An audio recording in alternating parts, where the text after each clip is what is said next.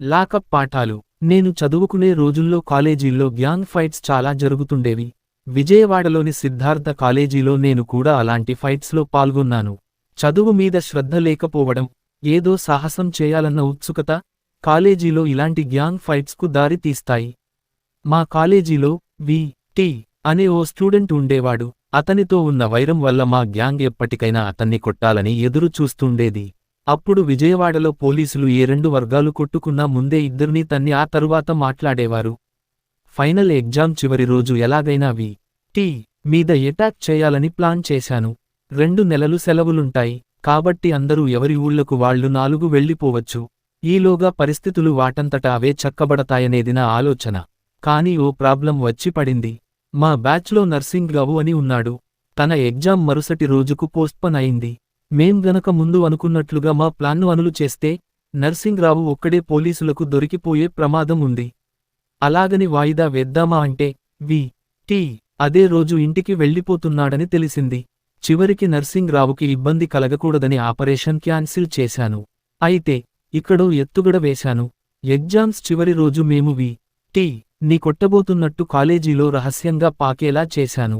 అనుకున్నట్లుగానే ఆ వార్త వి.టి.కి తెలిసింది.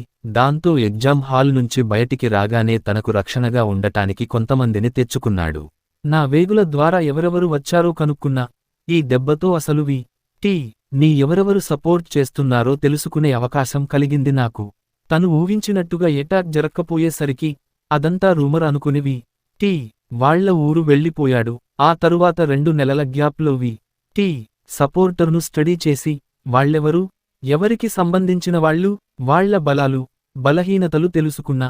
కొంతమందిని హెచ్చరించి, ఇంకొంతమందిని భయపెట్టి, కొందరితో స్నేహం చేసే, ఇలా రకరకాలుగా వి.టి. ని సపోర్టు చేసేవాళ్ల సంఖ్యను తగ్గించేశాను. సెలవుల నుంచి వచ్చిన వి.టి.కి ఈ విషయాలేమీ తెలియవు. వి.టి. ఈగో, షార్ట్ టెంపర్లనే నాకు ఆయుధాలుగా మలుచుకున్న కాలేజీ టైంలో మా గ్యాంగ్ను వెంటబెట్టుకుని క్యాంపస్ ఫెన్సింగ్ దాటి వి.టి. ఉండే కాలనీ వైపు వెళ్లాను. మేం ఎటాక్ చేయబోతున్నామన్న విషయాన్ని ఆఖరు క్షణంలో లీక్ అయ్యేలా చేసి తనకి పారిపోయే అవకాశం కల్పించాను. విషయానికి తెలిసిన వి.టి. మేం రూంకు వెళ్లేలోపు అక్కడి నుంచి పరుగెత్తాడు. నేను వెంటనే నా గ్యాంగ్తో సహా క్యాంపస్ లోపలికి వచ్చేశాను. విపరీతమైన షార్ట్ టెంపర్ ఉన్న వి.టి. మళ్లీ వస్తాడని నాకు తెలుసు. అనుకున్నట్లుగానే తను ఒక బయటి గ్యాంగ్ మిత్రుడితో కలిసి స్కూటర్ మీద క్యాంపస్ లోపలికి వచ్చాడు. వెంట తెచ్చుకున్న కత్తి తీసి నన్ను ఒకసారిగా పొడవబోయాడు. సడన్గా రవీంద్ర అనే నా ఫ్రెండ్ నాకు అడ్డు రావడంతో కత్తి అతని ఛాతీలో దిగింది. ఇక నేను, ఇంకొందరు రాడ్స్, స్టిక్స్లో వి.టి. వెనక పడ్డాం. అతడు పరుగెత్తుకెళ్లి మెస్ రూంలో దాక్కున్నాడు. రక్తమోడుతున్న కత్తి ఇంకా అతడి చేతిలోనే ఉంది. మేమతడు బయటకు రాకుండా అక్కడే నిలబడ్డాం. ఈ గొడవలో వి.టి. వెంట వచ్చిన మిత్రుడు పారిపోయాడు. పోలీసులు రానే వచ్చారు. వి.టి.తో సహా మమ్మల్ని పట్టుకెళ్లారు. పటముట పోలీస్ స్టేషన్లో వేరువేరు లాకర్స్లో మమ్మల్ని ఉంచారు. తరువాత నేను కంప్లెయింట్ రాస్తున్నప్పుడు స్పాట్లో లేని వి.టి. సపోర్టర్లను కూడా ఇరికించాను. వాళ్లందరూ దాడి జరిగినప్పుడు అక్కడే ఉన్నారని పోలీసుకు అబద్ధం చెప్పాను. రవీంద్ర గాయపడటం, వి.టి. రెడ్ హ్యాండెడ్గా కత్తితో సహా దొరకడం వల్ల పోలీసులు నేను చెప్పింది నమ్మేశారు. వి.టి. మీద హత్యాప్రయత్నం కేసు నమోదు చేసి, నేను చెప్పిన అందరినీ అరెస్ట్ చేశారు. ఆ రకంగా ఒక్క మాస్టర్ ప్లాన్తో మొత్తం నా ప్రత్యర్థి గ్యాంగ్ను ఆనవాళ్లు లేకుండా చేశాను. స్టేట్మెంట్ తీసుకుని పోలీసులు మమ్మల్ని వదిలిపెట్టారు. ఆ తరువాత వి.టి.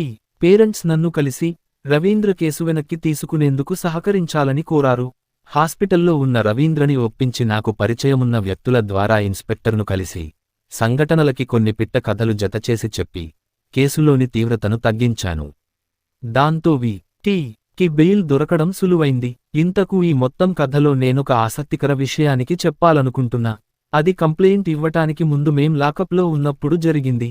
ఒక సబ్ ఇన్స్పెక్టర్ ఫోన్లో మాట్లాడుతుండగా నేను లాకప్ బార్స్లోంచి విన్న మాటలు నా జీవితంలో నాకు చాలా విలువైన పాఠం నేర్పాయి. ఎస్పై తన మిత్రుడితో ఫోన్లో ఆ మాట ఈ మాట చెప్పి చివరకు ఆ సిద్ధార్థ కాలేజీ పిల్లలు ఏదో చిల్లర గొడవ పడితే తీసుకొచ్చి లాకప్ లో పడేశాం అన్నాడు. చాలా క్యాజువల్ గా అతడన్న మాటలు నన్ను బలంగా తాకాయి. పిల్లలు అని తను వాడిన పదం లార్జర్ కాంటెక్స్ట్ చూసినప్పుడు మనకు చాలా గొప్ప విషయాలు అనుకున్నవి నిజానికి చాలా అల్పమైనవని అర్థమవుతుంది.